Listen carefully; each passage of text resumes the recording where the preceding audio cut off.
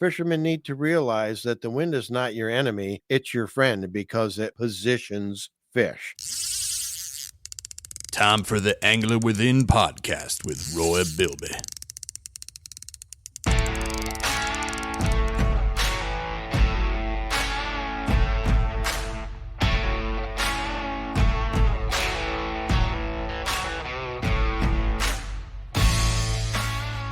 When's the last time you went to an auction, Roy? I go to a gun auction occasionally, and the last time I went to that was, oh, good grief, probably 4 months ago when I bought a Pump 410 shotgun in pristine condition for my grandson for when he's old enough. Mm-hmm. This thing is in pristine condition. Why? Have you been to an auction I just went recently? to an auction this past week. On Tuesday, there was a local who had passed away, and he was a hoarder of everything fishing. Did not really fish himself, but he didn't fish. He primarily, he didn't fish at all. What's he doing hard? He had I've been lots of accused money. Hoarding fishing stuff. I refer to it as my inventory. You've seen my basement. Do I hoard fishing stuff? Thank you. I've thought Thank about. you. Hold on. Well, I'll answer that question. I saw you hesitate. I will answer the question. It depends on how you're thinking about it and how you're looking at it. And I will say this. You are you keep a supply of stuff that those are your go-tos that you keep on the wall. You use those for work. You're working. You're in your retirement. You're a pro fisherman. So those are what you need for work, right? So you need to have access to them quickly, and you need to keep them. As we have as much stuff as you do, you have to put it on a pegboard because I have piles and piles of packages of plastics, and I got to get a pegboard or something for mine because for jig heads, I keep them in the bags, and you know what I mean. I gotta. Yeah. I don't have it all out with me. You can't take it all out with you, so you have to keep. You got to keep it somewhere. You have a large collection of stuff. Are you a hoarder? I didn't see the inside of your refrigerator. I can tell if someone's a hoarder by their fridge. Do you hoard fishing? Let me tell you this. This guy was a hoarder primarily of fly fishing equipment. And I know that we primarily talk about bass fishing on this podcast. Well, that's right in your wheelhouse. But we can dabble into this for a minute. Right. So he hoarded fly fishing gear. When I heard about it, I was told a story about him having so much stuff and stored away in different places. He had an empty freezer, like a refrigerator, and like the top half of the refrigerator was filled to the brim just with reels still in the boxes, never used. Oh, see, mine are in a clear tote so I can see what I got. Okay, well, fine. But like he had stuff everywhere, his point is. And he never fly fished a day in his life and just collected all his stuff. We'll put it this way. A G. Loomis surf casting rod went for $35. Oh my goodness. Yeah.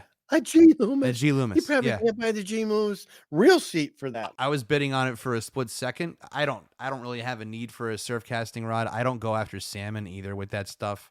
So I don't really need that. But you're thinking, but it's G. Loomis and that's G. Oh, exactly. No, I know. So that's what I had caught wind about the sale and I got in there and I got a hold of some really nice stuff. A box of poppers.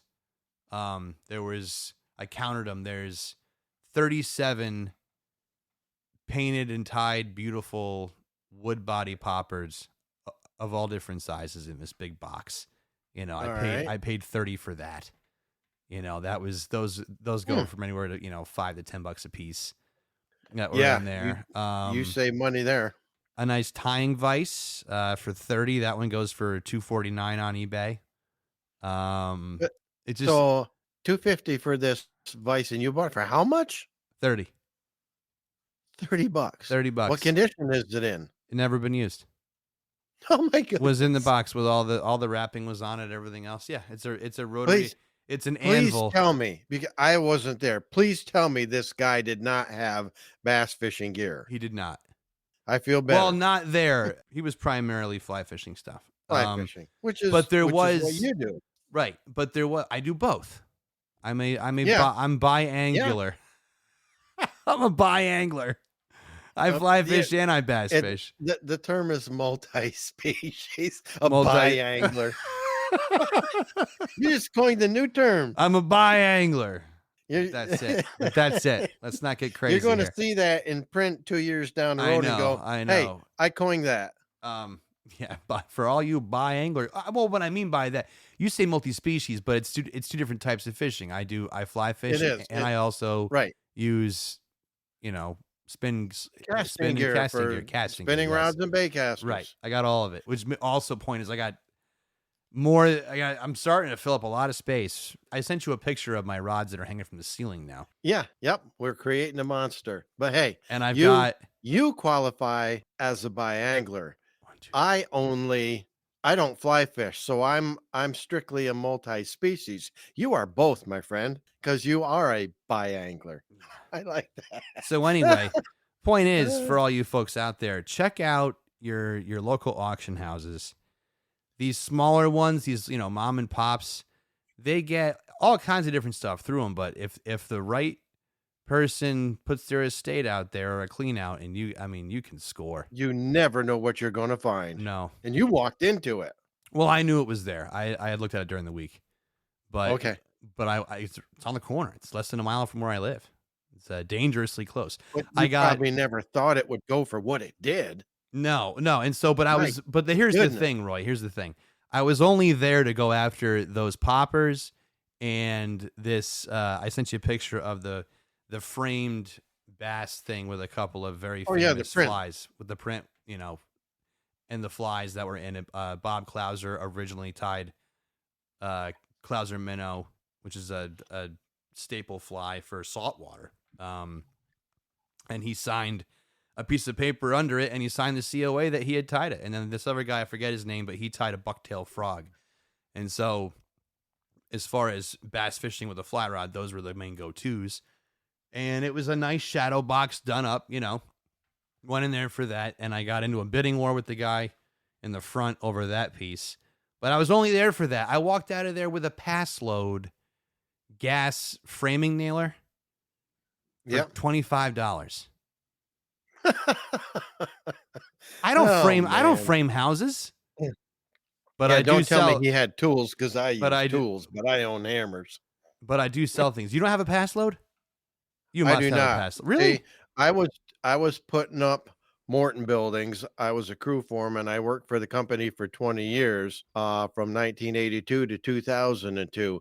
And we only got into the pass loads at the last bit of that 20-year run. Game changer. I was swinging hammer when men were men. Well, okay. Listen, but what do you think of the pass load? What do you think of that pass load?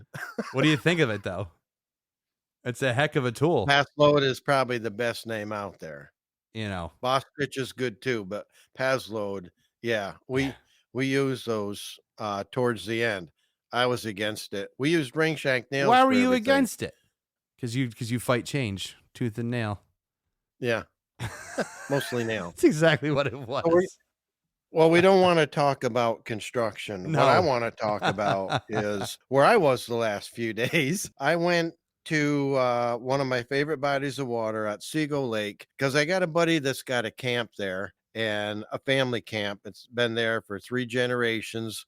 We usually go in the summer for a couple days, spend the night when nobody's at the camp. But I never made it over there this year. But he's had me come over the last few years, so that he doesn't have a launch anywhere near his camp. It's way up the lake at a motel place where they let people put in. When he goes to pull his boat out, I usually come over and we'll fish a day. This time, because I wasn't there over the summer, we went yesterday in the afternoon and fished 3 hours before dark.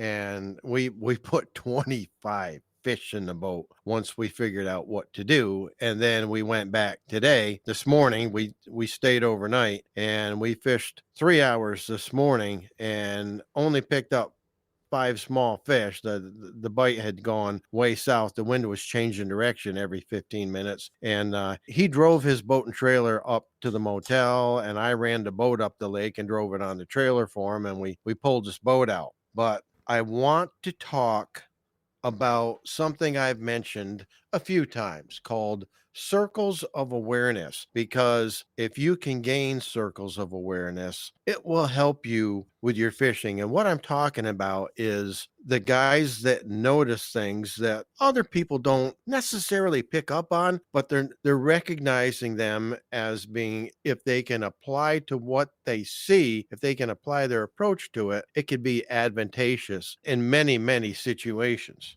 I talk about circles of awareness because when we started, I mean, I got the perfect illustration from yesterday. This is my most current one. When we first got on the water, started fishing, it was only a few hours before dusk.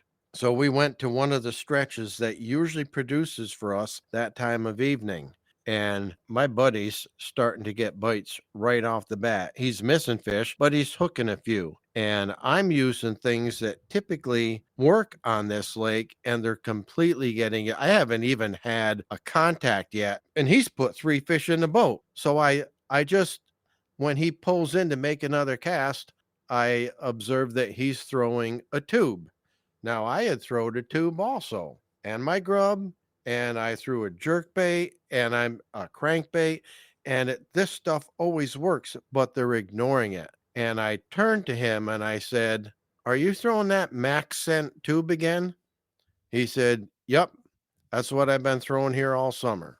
I was throwing a Strike King Bitsy tube, which typically works great, but it doesn't have Max Scent, which is a product made by Berkley. The Max Scent stuff is incredible, people. If you haven't tried any of the Berkley Max Scent baits, do yourself a favor and get you some and get them in the water, because what the Berkley engineers did with this stuff is off the charts productive. To illustrate and quantify what I'm telling you, I did not have any of the Max Scent tubes. What I did have with me, because this is his boat, so I just threw a couple quick boxes together and took them on the fly. I packed light, but I did have Max Scent flatworms and a package of green pumpkin Max Scent hitworms. So what I did is I took the front half of a hitworm, cut it with scissors, and made a 2.5-inch Ned rig out of it and put it on an 1/8-ounce jig head.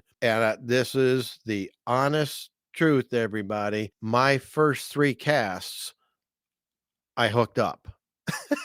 And suddenly we're even Steven. And the only thing I did was note that he was throwing Max Scent and I wasn't. And it turned the night around. By the time we were done, I had 13 fish. He had 12. We caught 25, and I mean, we stayed pretty even after that, but I stayed married to that Max Scent all night. I tried a couple other products just to see, and I could not get bit. Every fish came on that Max Scent. And what turned my night around was observing that he was throwing, I saw him throwing a tube. I'm throwing a tube too, but I know he's been getting into that Max Scent this year. And I know what a difference it can make. I made the switch and it turned my night around. And that goes to circles of awareness. Sometimes that can be as simple as observing what your buddy's doing and making the necessary adjustments. We were both throwing a tube. His was Max Scent, mine was not. When I switched to that, changed everything. That's the most recent example. But just a couple weeks ago, I was on a lake where I actually caught my 1,000th bass for the year. And again, that's 19 consecutive years I've been able to break 1,000 bass within a calendar year. Congratulations. And, I'm real proud of that. Look at you. But I work at it. I've got 102 entries in my journal for the year so far. And when I caught that number 1,000, that was my 98th entry in the journal for the year. So I'm out there a lot, and I work diligently at it. And not all those trips are bass trips. I do a lot of targeting perch in the spring, and then I make specific crappie and bluegill trips for the freezer, because I may not be a bi-angler, but I am a multi-species angler. Angular. That was for you. And all the other bi-anglers out there.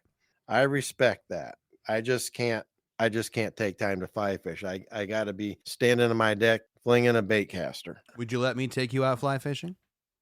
To be quite frank, I would be horrible at it. That wasn't what I asked you. I didn't ask you if well, you'd be I good never at it. had I a said, good would you go with me? rod. I'll take you. I'll give it a shot. You've taken me out on your boat, and you taught me a lot of stuff. Let me make you All a right. little bit more comfortable with a fly rod in your hand. And I'll tell you what we'll do. Yeah. We'll go popping for bass, and you will have an absolute. That's what I used to do. Right. When I was 17, 18, spent 2 years trying, but I bought a cheap outfit from a hardware store because I wasn't sure I'd be any good at it. And the equipment worked against me. Yeah. Same as I talked about starting out with a baitcaster, right? Yep. But I was 17 or 18 years old. I didn't know what I know now. And I just figured, yeah, all fly rods are the same. And they're not. No. Just like anything else. No, and especially, the way that they flight them out, that's what I call it. If you look at Orvis, they stage it. There's an entry level, and you keep on going up as far as the quality. I jumped from And what you can the- afford. I was on the second rung, and I jumped up to I went from a Clearwater to a Recon, and the Recon, which is that's a $600 rod. That thing, I was using it tonight. I mean, I didn't catch any fish, but I am Superman look with that good. thing. I'm like, look at this. It does make all the difference. My dad used to always tell does. me that it's the Indian, not the arrow. And I was like, yeah, I think it's both. He wouldn't let me have new golf clubs. I wanted a new set of nice clubs. My mom told me it was because he didn't want to lose to me. That was why he kept me playing with There's probably a knockoffs. lot of truth in that. There's a ton of truth in it, and I didn't believe her. I was like, really? She's like, no, seriously. He did not like to lose. He didn't want you beating She's him. like, listen to me. I know your dad, okay? So what I I'm didn't telling get- you is the truth. I didn't get a decent set of clubs until he paid for a set that I got when I was in college. But that was because I found him and it was super cheap for it. There was a guy, a spoiled brat from Long Island. Quick story. Spoiled brat from Long Island had a bad round, threw a set of Titleist DCI 990s at me. That was a $850 set of irons back in 2000. That's when that was. And I got him for $150. Whew. So yeah, my dad put the money in my account. He's like, buy those. So I got him. But until that point, he kept me playing with, Garbage. yeah. Northeasterns or whatever the hell I was using. Top flights. They were all meanwhile, he's got Callaways. Yeah. No chance. No chance did I ever have against him with those clubs. Yeah. It goes to equipment. So we'll do that. You put a good fly rod in my hand. I just got tired of ripping my hat off my head on my last roll cast. I'm like, this is dangerous. This is scary. I'll do something simple like a bait caster. So my second example, I'm fishing this lake. It was the day I broke 1,000, and I'm out there with this guy in a boat, and we're fishing. We migrated down to a shallow flat, and we know there's a couple submerged rock piles, and you can usually pick a few fish off of those. We know where the submerged piles are. I'm flinging my spinner bait. He's throwing a rooster tail. And while we're casting around these rock piles, we see a group of bait fish just scatter across the surface. They just bust out of the water scattering. And I cranked in as quick as I could and fired a cast over there. I said, something's chasing them. Throw your bait in there. And we both hooked up. And I got one that was like 3 pounds. He had one that was like 3 1/4. And those bait fish kept blowing up all over that pocket. And we just you could tell which way that school of bass was moving those bait by watching the surface. And we capitalized on it and we loaded the boat. We caught a bunch of fish that day.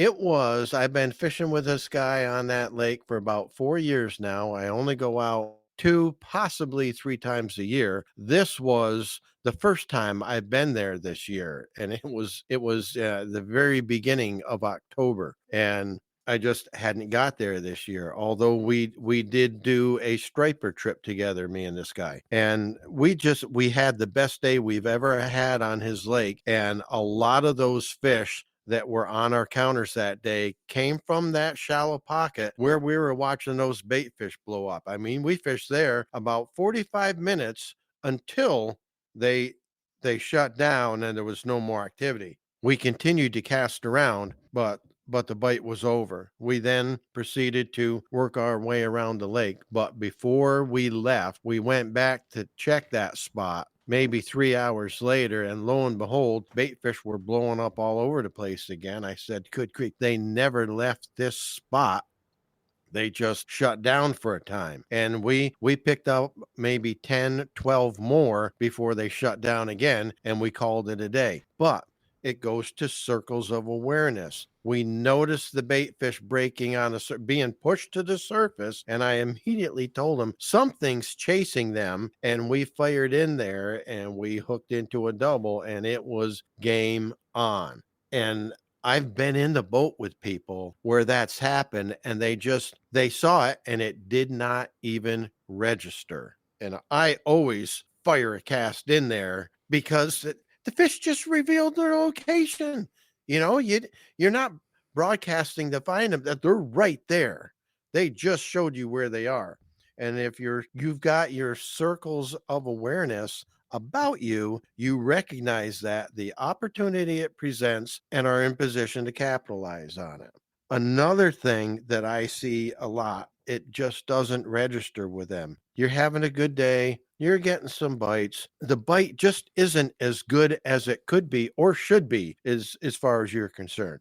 You know, why aren't they biting? It's just not happening today. We're getting some, but we usually get a lot more than this. And all of a sudden the wind changes and you notice that the leaves on most of the trees are flipped over. Now, that doesn't happen just because there's a breeze. When the wind blows, the leaves don't automatically flip over, but they do flip over and turn bottom side up when there's an approaching front. And typically, I mean, I used to work with a guy that we had a lot of outside projects to do. This was after the construction company, and half our work was outside when I'm working with this guy. And I'm like, we better not do that today. The leaves are flipping up. And he goes, yeah, so I said, it's going to rain. And he's like, how do you know that? I said, when the leaves flip up, bottom up on the trees, it's an approaching front. It's going to rain. He goes, there's no rain in the forecast today. I said, I don't care if there is or not. I'm telling you, it's going to rain. This is before you And can pull he's up like, a phone and look at a well, radar. there's a few clouds moving in, but it's not in the forecast. I said, just give it some time. 45 minutes later, it's pouring.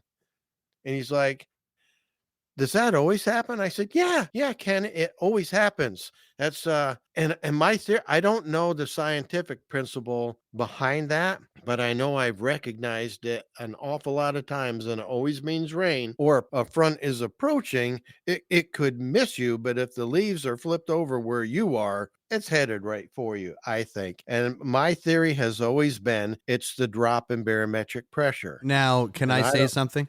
Go ahead. I would say also, though, I've seen the leaves flip when it was just a hot afternoon. It's pressure, yes, but I've had it happen where there was no storm, no nothing that would happen for maybe a day or two after when the leaves are turning over. Have you seen that as well? You ever seen it before? Not that I recall, because if it didn't rain, I probably just didn't make note of it. But when I'm fishing, you're a fair weather watcher of leaves turning over. when I'm fishing, and sometimes when I'm working, if I see the leaves flip, it's an approaching front. That's what I've seen. Hey, and my theory is it's the barometric pressure. I don't know if the top side of the leaves is heavier and the bottom is lighter, just like the warm air rises and warm water rises. So I don't know. I always felt barometric pressure had some bearing on that. My back's bugging me, so I'm sitting in the recliner with I just attached the mic onto the arm of my chair. Okay. So I'm reclined right now talking to you. That's why you can't see me. Well, I hope somebody else is reclining as they listen. But here's another thing. This is nice, though, by the way. You should do this. 4 circles of awareness, a shift in the wind, a change in the wind. If you're fishing a shoreline and you suddenly the wind switches and starts blowing the opposite way, if you're paying attention to that, due to circles of awareness, head to the bank that the wind is now blowing in on. And the reason I say that is fish are generally active, most active on the banks that the wind is blowing into. And people always assumed it was, and here's another misunderstanding with a lot of fishing. People always assumed it was because, the wind is heavy. So the bait fish are getting blown in on shore. That's not true at all. What they feed on, the plankton, is getting blown into shore. The bait fish follow their food, just like walleye, bass, trout, other game fish follow their food.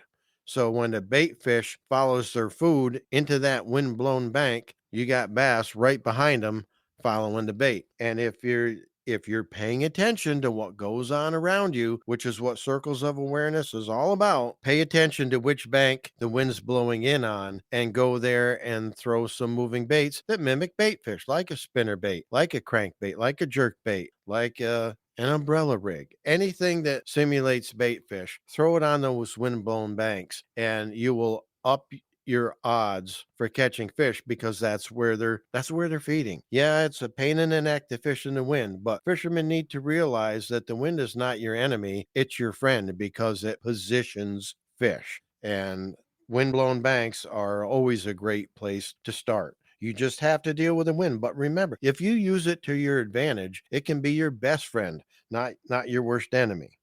And these are moderate winds, okay? Now, we've talked about shade pockets in the past, and just small shade pockets, narrow shade pockets on a bright sunny day can be a strike zone. I'm talking underneath docks, underneath fallen trees. The shady side of a laydown on a bank can hold fish. Fish should already be on a laydown, but if it's a bright sunny day, put on your circles of awareness. Try the shady side of that laydown first. That's where the bass are going to be, because that's an ambush point, not right out on the sunny side in the wide open where everything they want to ambush can see them too. They're going to lurk in the shadows. So keep your wits about you, pay attention to your surroundings, and always fish the shady side of laydowns and docks and boats and slips, stuff like that. Fish the shady side first if you're out there in the middle of the day when it's bright and sunny and you have no cloud cover. Again,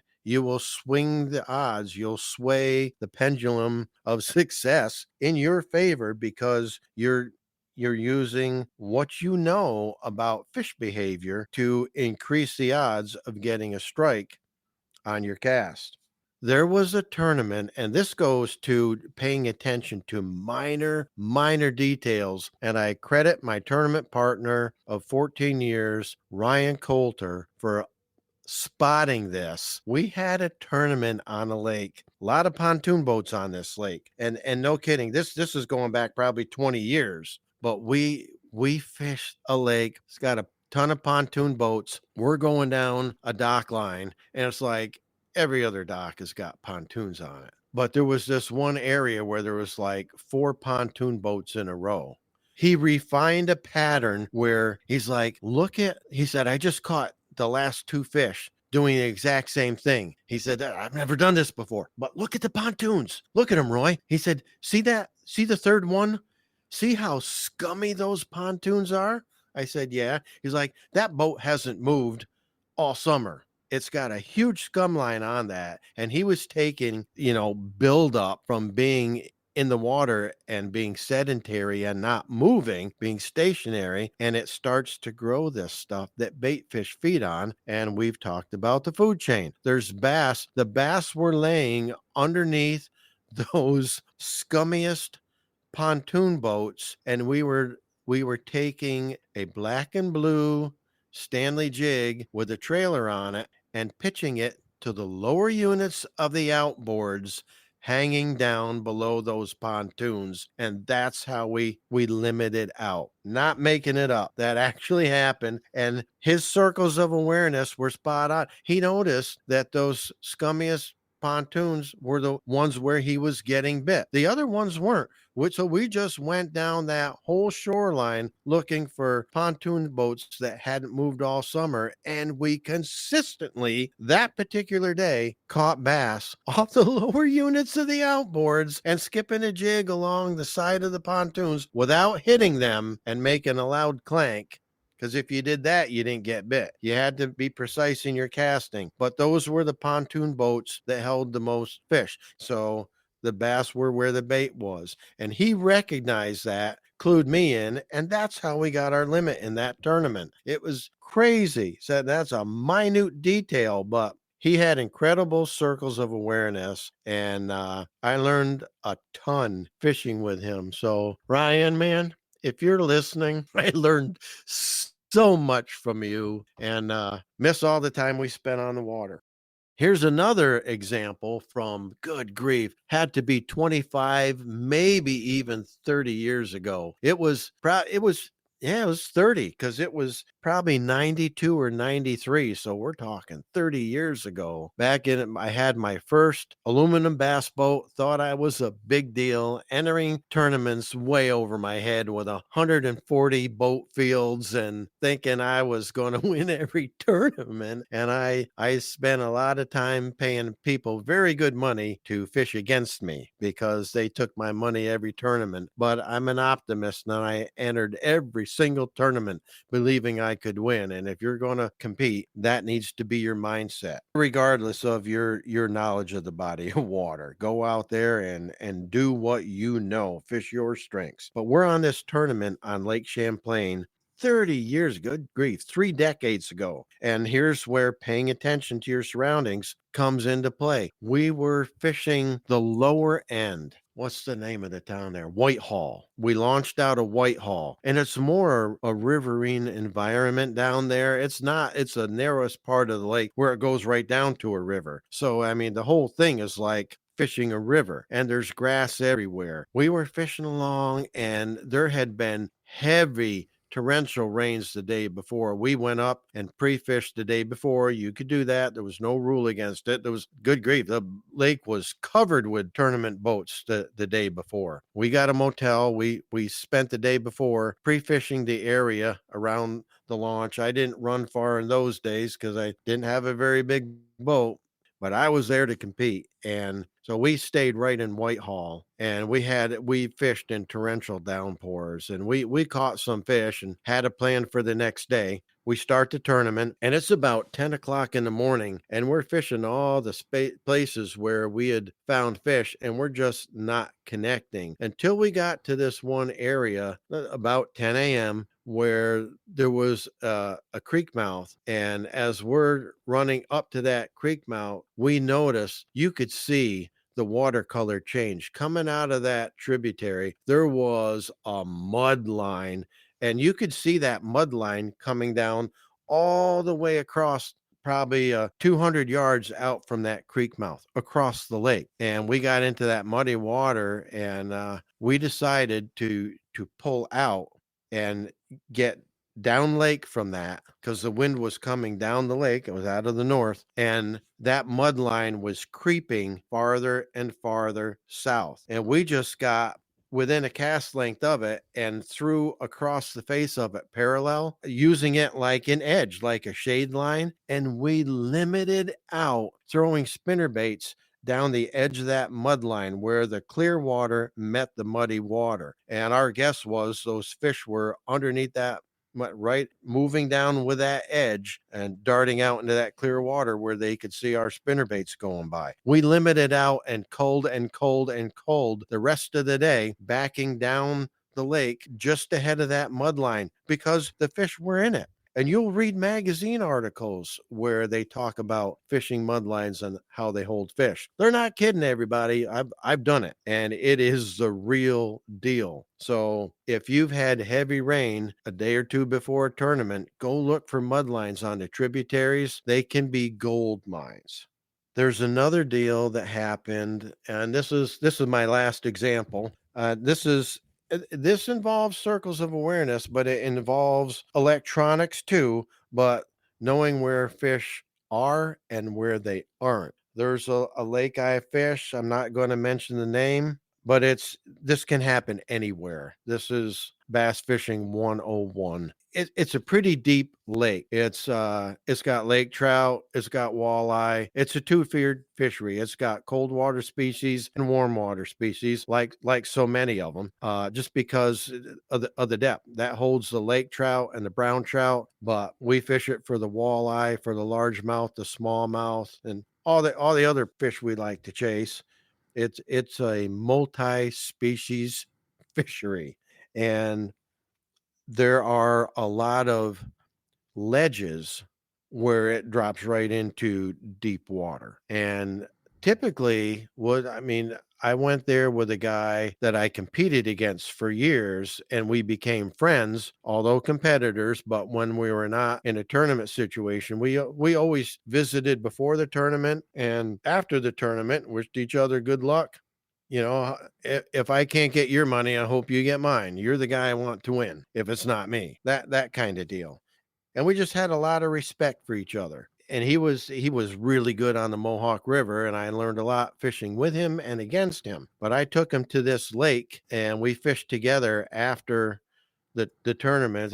By that point, I had a big nitro with a 150, which was a big motor back in the late 90s, and he had a smaller boat, I think a 17-foot with a 70 horse outboard. That's what he had. And he was anxious to fish with me because I've never been in a real bass boat before, as he put it. And he said, don't hold back. Don't be afraid to run hard. And this particular was a TF 190 nitro, my second nitro, and we GPSed it with a 150, no less, a Mercury Black Max doing 68 miles an hour on Saratoga Lake on GPS. With a GPS, we clocked it at 68. And when we stopped, I realized I didn't have the throttle completely pinned, but we had ideal conditions that day. Anyway, I took this guy. His name is Gene Colorito, tremendous friend of mine, doesn't compete anymore, but I ran him out on this lake, and we usually fish the flats in the fall of the year after the tournaments because the fish are shallow, feeding up, and we could only get one or two little largemouth, smallmouth. I mean, just like pounders, just 12-inch bank runners. But I noticed, I said, there's another flat, and I would get off the flat so I could run. And every time I swung out just off those flats where it was deeper to run, I was marking a lot of fish in 30 and 35 feet. And I hit the second flat, and we got one little run. I don't even think it measured. We fished that for a half hour, not happening here.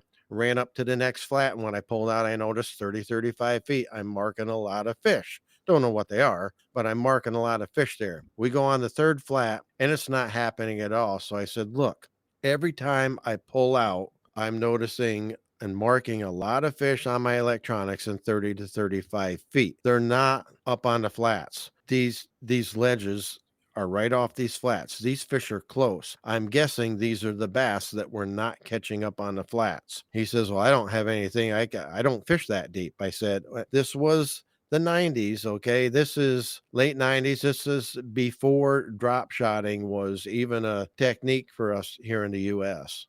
It was popular in Japan, but nobody was doing it here. Or if they were, they weren't talking about it. So I have a bait, and this, you guys, you're going to want to Google. If you're not familiar with this, you're going to want to Google it and look it up. It's a tail spinner. And I don't know how many categories of lures that nomenclature fits, but a tail spinner, the particular one I used, Google the Man's Little George tail spinner. It's a very simple, basic lure, but it's for deep water. And you can catch them on shallow on it, but what it is, it's a half ounce. Well, they come in various weights, but I used a half ouncer. It's a half ounce egg-shaped flattened piece of lead that has a line tie on the top, a treble hook hanging off the bottom, and a shaft coming out the rear with a couple stainless steel beads and a single treble hook.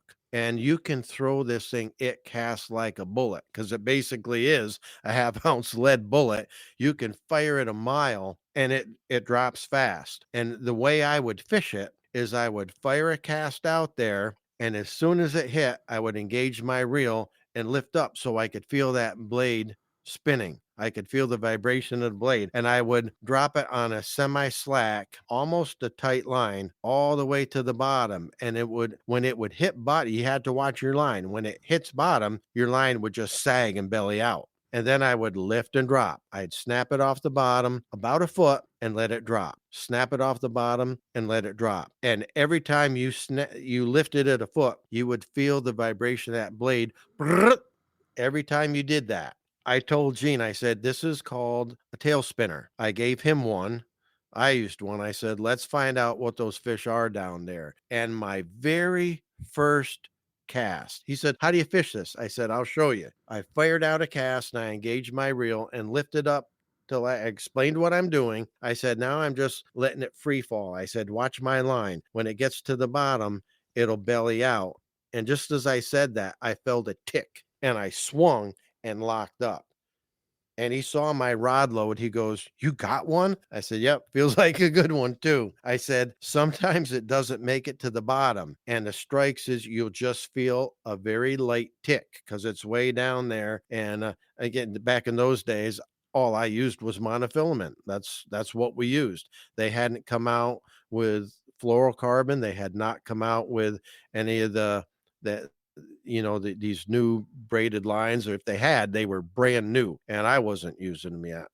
I had mono on everything.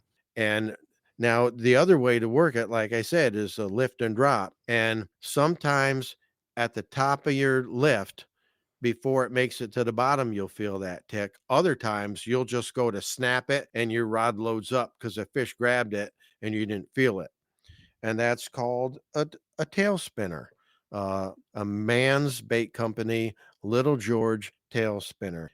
He named it Tom Mann. When he created that bait, he named it after the governor. I think they were located in Louisiana. I may be wrong on that, but the governor's name was George something. He named it after the governor of the state where he had his company. I do know that. That's why it's called the Little George. But that's the tail spinner. That's how you fish it. It still catches fish. But the whole point of this is all I did was notice every time I swung out to run up to the next flat, I was marking fish in 30 to 35 feet because of a little thing called circles of awareness. I knew where the fish were not, and I knew where they were. All we had to do was determine if they were the ones we were targeting, and they were. And we caught a bunch of fish that day, both of us on those tail spinners. I went back to the flats we fished, and we fished them in 30 to 35 feet, and all those fish we marked, we were able to consistently hook up with and catch because they were located right off of those flats. And I think that they were just moving up and down, and that day they were down. And he thanked me because he'd never been introduced to the tail spinner. He saw how effective it was for those deep fish, and it still works. So if you're not into drop shotting and you want to catch fish you're seeing deep, try a tail spinner. And that pretty much wraps it up. I mean, I could come up with other examples for circles of awareness, but that should suffice. So pay attention while you're out there. Pay attention to these little subtle clues. Be one of those guys that recognize what other people miss, and you will put more fish in the boat. I can promise you. Put yourself into Roy's DMs, as always, at all lowercase Roy Bilby. He loves to hear from you. Have you heard from anybody recently? Yes, I have. I want to give a shout out to my buddy Jamie he's an Instagrammer at Anglers Only 518. An interesting thing about my buddy Jamie is he happens to be buddies with Chat Sutcliffe, who was the guy I gave the shout out to in our last episode. And Jamie reached out to me because we started fishing together every October on a river together. He said, hey, we're due. It's October. When are we going to hit our spot? I said, how about this weekend? He said, that works. Since we were fishing and this was a text he sent me. Since we're fishing about a month sooner than we usually do you have any lure recommendations? I listened to this week's episode of your podcast and it was super insightful, and I'll be adding a few crankbaits and moving baits. So I supplemented that list with a few other things that I think will work right now. And it's basically everything I talked about for the early part of the fall transition. And we're gonna hit it and see how we do. But the way I met this guy, he did a post on Instagram. And this was several years after I'd been hooked up with Bass Pro Shops, and I only had the one store in Utica. You have no idea how many people see that. And he put out on his Instagram that he was on a quest to catch and release 500 bass in a year and see if he could do it. And I caught that on his Instagram. So I reached out to him and I said, hey, I saw that you're doing this. Looking at the pictures, it looks like you fish one of the same rivers that I fish a lot. And I just want you to know that counting fish and keeping track, that's going to make you a better fisherman. I do that every year and try to catch 1,000. I commend you for going after 500, and I'm going to enjoy following that journey on Instagram. To my surprise, and this blew me away, he messaged back, yeah, I saw you at Bass Pro Shops last year and you talked about setting goals, and it inspired me to see if I could catch and release 500. I'm like, oh, so cool. I had no idea. And we started talking back and forth. And a year later, I said, we should fish together. We fish the same spots. And so we started connecting. We've done it for 3 or 4 years now. And he was at the Bass Pro Shops to see my presentation with Chad Sutliff. They used to be in a band together, and Chad's the drummer I talked about last episode. And I'll be fishing with Jamie day after tomorrow, and we'll see how we do. But I want to give out a shout out to Jamie because he's a great fisherman. He's been on a tear this year. He had one day on that river where he banked 75 smallmouth just over 2 hours. He absolutely crushed him. So I'm going to have to be on my best game this weekend and see what we can do together. I'm looking forward to that. Just wanted to give a shout out to him, and thanks for listening. Glad you think it's insightful. That's all I want to do is give my insights from 4 decades of writing this down to help everybody tap into their own personal angler within.